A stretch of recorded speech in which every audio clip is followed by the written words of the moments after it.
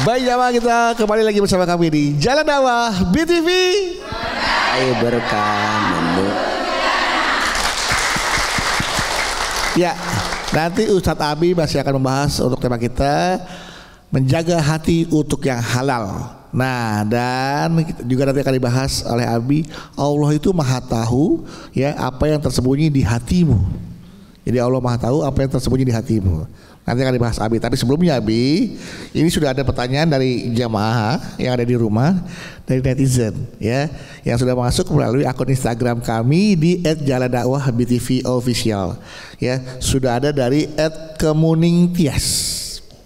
Assalamualaikum Abi Gifran, saya mau curhat. Saya seorang sekretaris direktur. Selama menjalani kerjaan, insya Allah saya amanah. Tapi sayangnya belum lama ini saya merasa gak nyaman setelah bos saya sendiri mengakui kalau dia punya perasaan ke saya. Jujur saya kaget. Begitu kaget ya? Atau karena selama ini sikap dia ke saya itu terlihat tegas, sopan dan selalu jaga jarak. Karena dia juga sudah punya istri dan anak. Demi Tuhan, saya tidak pernah menggoda dia atau berpakaian terbuka di depan dia. Ternyata isi hati manusia sangat dalam ya, sampai dia bisa menyembunyikan perasaan tanpa terlihat dari sikapnya. Saya mau nolak takut dipecat. Susah cari kerja di zaman yang efisiensi begini. Baiknya saya bagaimana ya Abi? Apakah saya terima cintanya atau saya nolak tapi takut dipecat?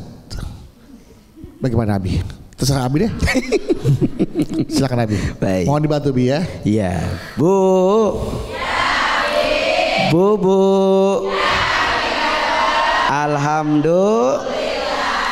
Kadang kita sulit menjalani segala sesuatu dalam kehidupan kalau betul-betul kita tidak menyadari bahwa tujuan kita hanya ingin bagaimana caranya bermanfaat. Betul. Ujian itu tidak pernah kita bisa perkirakan. Kapanpun, dimanapun dia akan datang, dalam keadaan dan situasi yang bagaimanapun. Ya Pak ya. Tidak lihat bahwa kita sudah berpasangan atau tidak melihat bahwa kita sedang sendirian. Tapi ketika ada orang yang tiba-tiba dia sudah berpasangan lalu punya rasa kepada kita, seolah-olah dia bilang begini, saya punya rasa ini, tidak tahu dia datang mengalir begitu saja. Perempuan kadang terbuai dengan pujian. Perempuan terkadang terlena dengan sanjungan. Tapi jangan sampai kita tidak berpikir bahwa boleh jadi di belakang sana ada doa tulus yang mendoakan kesuksesan suaminya. Jangan lalu karena perasaan seseorang itu lalu melupakan kita untuk berpikir bagaimana perasaan istrinya, bagaimana perasaan anaknya. Maka saran saya, sebelum bertindak, sebelum berbuat, sebelum mengambil keputusan dari resiko yang paling besar, maka ambillah keputusan dari resiko yang paling ringan. Saat insya Allah kita mampu menjaga hati orang lain, boleh jadi ini jalan di mana Allah akan menjaga hati kita dan menjaga rezeki kita. Benar apa enggak? Betul. Kerja bisa kita cari, kesempatan boleh jadi terbuka, tapi tidak akan pernah datang dua kali kalau kita mampu mengecewakan orang lain. Benar apa enggak? Maka serahkan kepada Allah. Sehingga Nabi mengingatkan dalam Al-Quran, fattawakkal 'alallah. Kalau kita diberikan satu ujian yang demikian, maka serahkan kepada Allah. Ya Allah, berikan pintu jalan terbaik kepada saya. sekiranya pun saya akan menolak dengan apa yang menjadikan harapan orang itu, berikan saya kekuatan untuk bisa memberikan penjelasan dengan cara yang baik, insya. Jadi kalau memang kita nggak berkenan dan kita minta kepada Allah bimbingan, yakin Allah akan memudahkan dan memberikan jalan terbaik. Betul. Yang terpenting muasyarah bil ma'ruf, sampaikan dengan cara yang baik, cara yang santun, cara yang tidak menyinggung. Misalkan, Bapak, bukan berarti saya tidak menyukai, tapi bagaimanapun saya tidak mau melukai hati yang sudah tulus mendoakan Bapak. Enak gak kalau begitu? Enak. Saya sudah serahkan ke Allah, tinggal Allah maha pemberi takdir bagi saya. Nggak usah takut, Allah akan lihat kok niat kita. Allah akan jaga kok niat kita. Saat niat kita mau menjaga orang lain, saat niat kita mau menjaga rumah tangga orang lain, maka ketika ini adalah kebaikan, apa kata Allah? Yaj'al lahu mahraza wa yarzuqhu min haitsu la yahtasib. Enggak boleh takut, rezeki datangnya dari Allah. Nanti Allah akan balas dari jalan yang Allah kehendaki buat kita semua. Amin ya robbal. Maka oleh karenanya, pemirsa dan ibu-ibu semua, Allah maha tahu apa yang tersembunyi dalam hati kita. Betul apa betul? Hati itu ibarat samudra, dia begitu luas. Maka ketika kita menjalani sebuah hubungan rumah tangga, ibu harus tahu bagaimana perasaan suami ibu. Bapak juga harus paham bagaimana perasaan istri bapak. Jangan pengennya di ngertiin mulu. Ada yang begitu? Ada? Mana orangnya? Kopi yang tadinya manis jadi gak enak ya? Gak enak. Betul. Kita kudu paham dan mampu bisa merasakan perasaan istri kita. Nih ada cerita Nabi Muhammad. Boleh saya cerita? Boleh? Boleh banget apa boleh aja? Ada seorang tetangga Nabi Muhammad datang ke rumah Nabi. Assalamualaikum ya Nabi Muhammad. Waalaikumsalam. Saya di rumah masak ikan, saya di rumah masak gulai kambing. Saya pengen Nabi Muhammad makan di rumah saya. Kata Nabi Muhammad, undangannya buat saya atau sama istri saya? Buat Nabi Muhammad aja. Maafin ya, saya belum bisa. Insya Allah lain kesempatan saya datang ke sana. Oh Nabi hari ini nggak bisa? Nggak bisa. Nah besoknya dia datang lagi. Bayangin, apa orang itu bilang? Wahai Nabi, saya siapin lagi kambing gulai buat Nabi. Nabi lalu bilang lagi, ini buat saya atau buat istri saya? Buat Nabi saja. Oh nanti saja ya, bukan saya nggak mau. Insya Allah lain kesempatan saya datang lagi. Tuh 2 kali. Lalu dia nanya, kok tumben Nabi diajakin makan nggak mau? Oh mungkin saya salah kayak gini. Besok dia datang lagi. Assalamualaikum Nabi. Waalaikumsalam. Nabi, saya siapin kambing gulai buat saya. Iya, buat siapa lagi? Sama istri Nabi Aisyah. Kalau gitu hari ini kita makan. Itulah Nabi Muhammad, mampu menjaga perasaan istrinya. Kalau Nabi makan daging, istrinya makan daging. Ini suami makannya nasi padang. Di rumah bini makan teri doang. Ada yang begitu? Ada? Mana yang begitu ada di sini? Iya. Kira-kira pantas apa enggak tuh? Enggak. Jaga perasaan. Kita punya perasaan seorang istri, ini diajarkan oleh Nabi. Maka yuk kita belajar. Kalau istri pengen menghargai perasaan kita, kita dulu menghargai perasaan suami. Kalau suami bisa menghargai perasaan istri, istri akan bisa menghargai perasaan suami. Tapi kalau istri diajarkan tidak pernah untuk bisa menghargai perasaan istrinya, kalau istri diajarkan untuk tidak pernah suami bisa menghargai perasaannya, maka kadang-kadang istri pun tidak bisa menghargai perasaan suami. Maka pimpinan itu harus mencontohkan yang baik agar rumah tangganya penuh bisa saling melengkapi. Amin ya robbal alamin. Baik, tepuk tangan untuk Abi, Ibu. Yes. Langsung saja seperti biasa, siapa yang mau bertanya? Siapa yang mau saya? Kejebak ya. Silakan, siapa? Silakan. Iya, Ibu. Iya, Bu, silakan.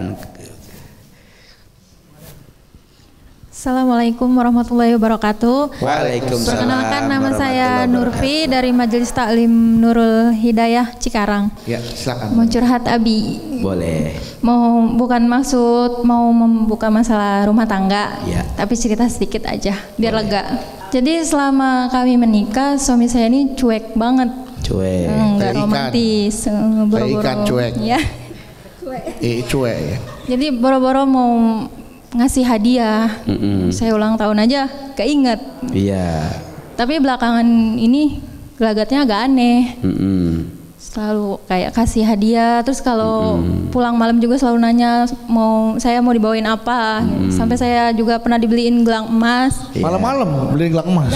Enggak. Maksudnya pernah. Kan sekali itu pulang malam telepon mau bawain apa, sampai dibawain gelang emas. Maksudnya pernah Belinya jam berapa? dibeliin gitu. Sampai karena Itu sering. belakangan ini kan yang perubahan sikap terjadi Iya. kan. Oke. Nah terus tuh kayak saya curiga gitu kan, biasanya nggak pernah kayak gitu. Ada perubahan yang terlihat Iya. ya. Curiga. Curiga. Dalam kecurigaan Mbak Novi apa tuh curiganya? Soalnya waktu belum lama ini ada telepon masuk, foto profilnya itu cewek, agak terbuka. Tuh. Foto profilnya cewek, Ya. terus terbuka. Agak terbuka. Yang terbuka isi hatinya atau wajahnya? Pakaiannya. Oh, pakaiannya terbuka. Iya. Malam-malam tuh, terus suami saya langsung panik ngangkat telepon keluar. Panik angkat telepon keluar. Iya. Benar ya. Nah, Terus? istri kan nggak pernah salah lah gitu. Iya, iya, kayak iya. makin curiga gitu, kayak ada yang disembunyiin. Naluri kamu semakin tajam, Iya, semakin kalau kayak jangan-jangan ada yang disembunyiin. ada yang disembunyikan gitu. Terus Ya, ternyata maksudnya saya mau nanya sama wah, Abi. ini beneran nih, Bi. Jadi apakah saya menanyakan langsung atau menunggu dia menjelaskan? Oh, Gitu-gitu apakah dengan kecurigaan kamu, bolehkah kamu bertanya langsung? Iya. Apakah kamu selingkuh atau menunggu dia menjelaskan Iya. sendiri? Karena di pas waktu yang telepon itu tuh bener-bener bikin kaget. Tapi kamu belum ada bukti bahwa suami kamu berselingkuh kan? Belum ada. Belum. Baru Cuman melihat gelagat iya, ada telepon masuk dari cewek. sama perubahan sikap dia jadi lebih sikap. romantis gitu. Oke. Biasanya kan cuek, gak romantis gitu. Udah gitu aja, Bi. Wassalamualaikum warahmatullahi wabarakatuh. Waalaikumsalam warahmatullahi wabarakatuh. Itu yang jadi acuan dan patokan dari Mbak Nurfi, perubahan sikap suami yang tadinya cuek jadi romantis. Kemudian ada satu malam di mana ada telepon masuk, suami panik ngangkatnya. Karena foto profilnya cewek terbuka. Mungkin buru-buru diangkat kali karena takut tertutup lagi bajunya kali ya. Bener-bener aja. Iya maksudnya. Nah itulah yang menjadi alasan Bener. Mbak Nurfi curiga semakin dalam. Pertanyaannya, boleh nggak nih saya tanya kamu selingkuh ya? Atau biarlah dia menjelaskan secara langsung. Silakan Abi. Bu. Bu. Dalam Al-Quran jelas bahwasanya istri adalah pakaian bagimu. Ini menandakan bahwa seorang suami dan istri itu tidak ada yang harus ditutup-tutupi. Kadang feeling seorang istri itu kuat. Ada kala di masa ketika seorang suami itu cuek, memang hal-hal kecil bagi seorang istri itu menjadi penting, Bang. Ini yang kadang-kadang kalau buat suami itu biasa aja. Tapi kalau buat istri hal-hal kecil itu istimewa. Kayak misalkan inget tanggal pernikahan, inget tanggal hari lahir, inget tanggal tertentu yang memang itu menjadi momen, itu buat seorang istri begitu spesial.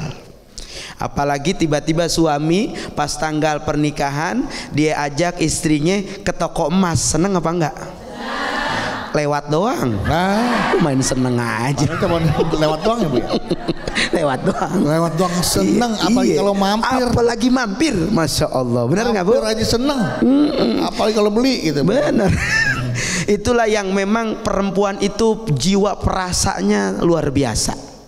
Maka ketika yang biasanya cuek lalu tiba-tiba tumben, ada bahasa kok tumben, yang biasanya nggak beliin kue bawa kue, yang biasanya nggak beliin kalung beli kalung, yang biasanya nggak pernah bawa makan pulang bawa makanan, ya Pak ya.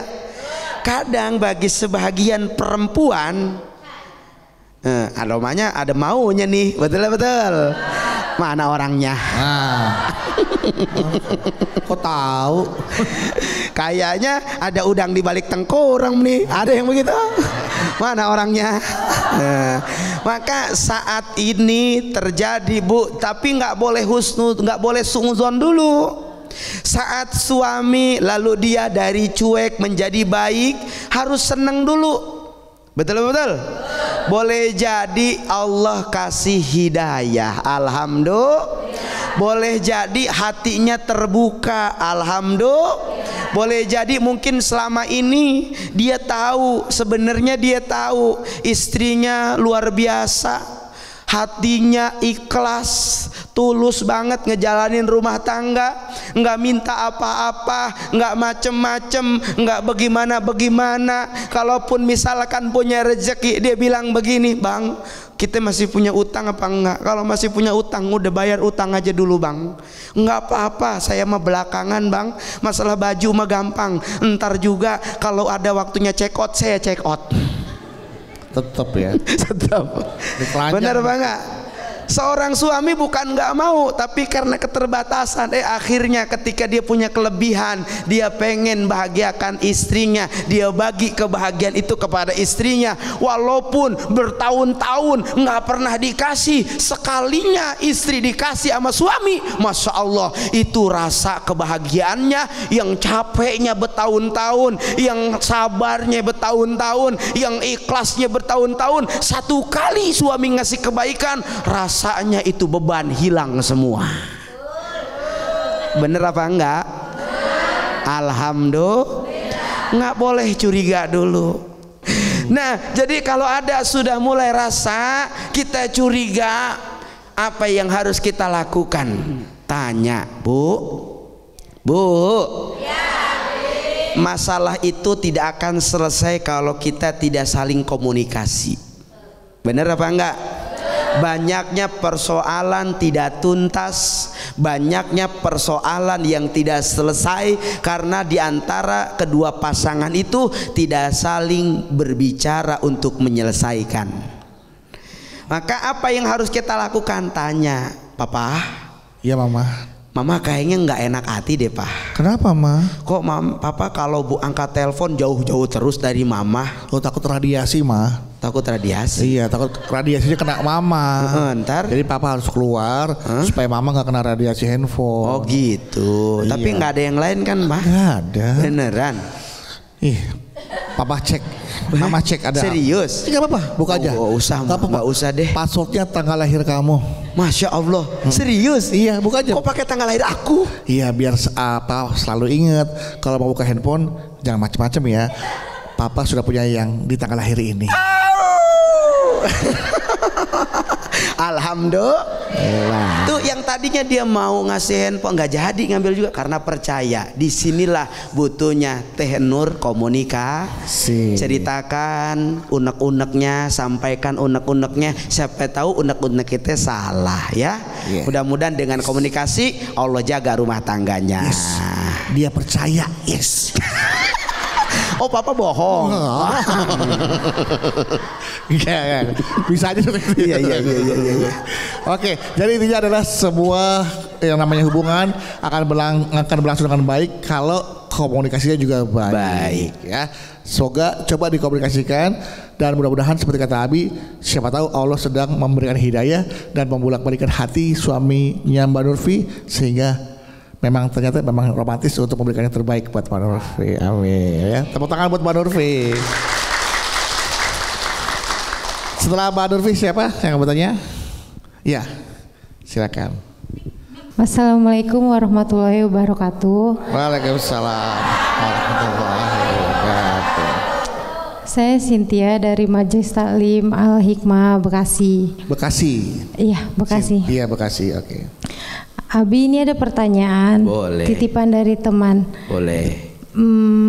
Jadi teman saya ini suka sama kakak iparnya. Tapi sebenarnya kakak iparnya ini nggak ada kelakuannya aneh-aneh sih. Kakak iparnya kalau dipanggil nengok nggak? Nengok. Ah, berarti ipar adalah nyaut. Nyaut berarti. Iya, karena dipanggil nengok berarti nyaut ya. Tapi karena kakak iparnya itu baik, ganteng, Wah. sopan juga. Pokoknya banyak kelebihannya kata dia tuh. Jadi semakin hari itu dia semakin suka sama kakak iparnya. Tapi dia sadar kalau perasaannya itu salah. Lalu dia tuh dijodohkan sama kakaknya. Tapi dia menolak untuk dijodohkan. Dia mengakui kalau dia itu udah punya gebetan. Lalu kakaknya senang minta dipertemukan sama pacarnya. Tapi teman saya ini bingung harus kayak gimana gitu. Jadi bingung. Iya. Nah, ini namanya ipar adalah kusut. Ini ada kuyang. Iya, jadi teman saya itu bingung harus gimana karena nggak mungkin jujur juga. Iya. Jadi gimana? Jadi kan nih jam berapa nih? Jadi sebaiknya harus gimana gitu, Abi? Siapa yang gimana?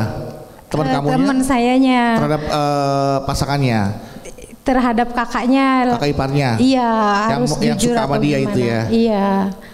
Udah itu aja, terima kasih Abi. Iya. Sama-sama. Assalamualaikum. Waalaikumsalam. Ini sebuah pertanyaan yang harus dijawab dengan penuh kehati-hatian dan ketelitian ya. Karena kan kita sudah sering melihat peristiwa seperti ini. Ipar adalah maut, ya kan? Dipanggil nengok, ipar adalah nyaut, ya kan? Masalah ini bikin dia pusing. Ipar adalah kusut, ya. Masalahnya ipar ke bengkel. Jadi ipar adalah baut. Harus seperti apa dia bersikap? Iya, Masya Allah. Setelah ini Bi ya, Ya, dijawab insyaallah. ya. Jadi nanti Mbak Cynthia akan dijawab setelah ini ya. Jangan ke bengkel dulu ya, jangan kemana-mana dulu ya. Setelah ini akan dijawab oleh Abi bagaimana menghadapi kakak iparnya. Tetaplah bersama kami di Jalan Dakwah BTV. Hai berkah.